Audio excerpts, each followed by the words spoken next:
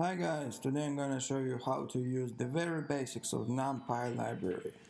So let's get started. Now I run the Python in the command line and import the Numpy library as long as I install the Numpy with the pip install before. Now let's create two Python arrays. We use them as the vectors for our Numpy operations.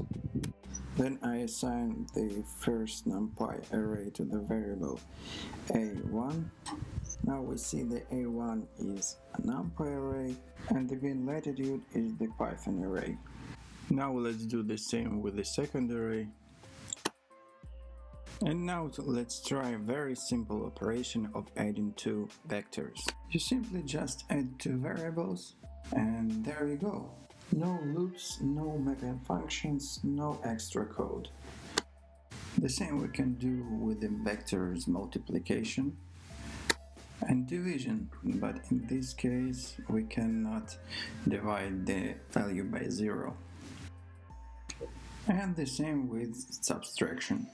Okay, this is super simple tutorial for absolute beginners, but there is much more in this library, especially methods for working with multidimensional arrays, array reshaping, linear algebra operations, etc.